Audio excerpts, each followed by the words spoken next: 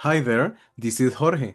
Welcome to this special episode of Negotiating Like Wizard, a podcast where we explore practical tools to understand and transform conflicts that cross borders. Today, I want to talk to you about two fundamental pillars for addressing complex conflict: strategic communication and negotiation. And no, I'm not talking about typical high level political negotiation or hollow press statements. I'm talking about something deeper, about how the way we speak, listen, and relate to each other can either open or block pathways to peace. Why negotiation isn't about giving in, and communication isn't just about talking. We often think that negotiation means losing, or that communication is just about convincing.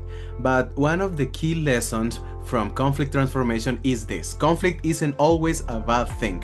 As Professor Louis Kriesberg says, conflict can be an opportunity to build stronger and more just communities. And in order to transform those conflicts, we need to think. First thing, strategic communication, meaning communication that doesn't just inform but transform perception, build trust, and create possibilities. Third thing, empathic negotiation, where instead of attacking position, we seek to understand needs. As proposed by the Rogerian argument, the goal is not to win, but to find common grounds. What does this look like in practice? Let's imagine a simple but powerful scenario: a border community where there are neighborhood conflict over water access. There is tension, there is history, there is pain. Does an instructor dialogue help?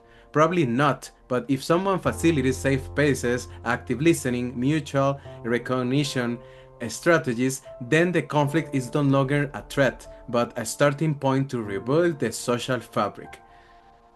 This is where what I call the golden thread comes in.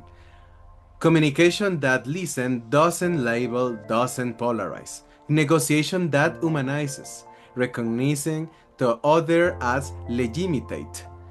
Transformative collective action, capable of changing reality.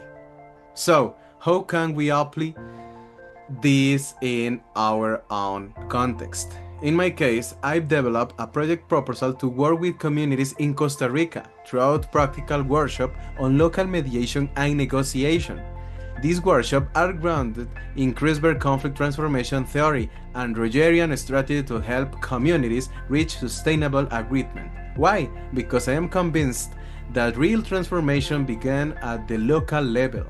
And if we want international peace, we must strengthen everyday diplomacy, the kind of that starts in our neighborhood, in our school, in our communities. To wrap up, I leave you with this reflection. Since wars began in the minds of men, is in the minds of men that the defenses of peace must be constructed. UNESCO. Thank you for joining me for this episode. If you enjoy it, share it. If it made you think, let's talk. You can reach out or follow me throughout my YouTube channel, where I'll be sharing more reflection, ideas, and content on communication, negotiation, and diplomacy.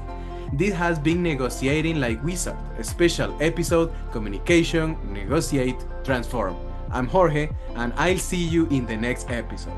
Until next time, thank you so much to see and listen this podcast.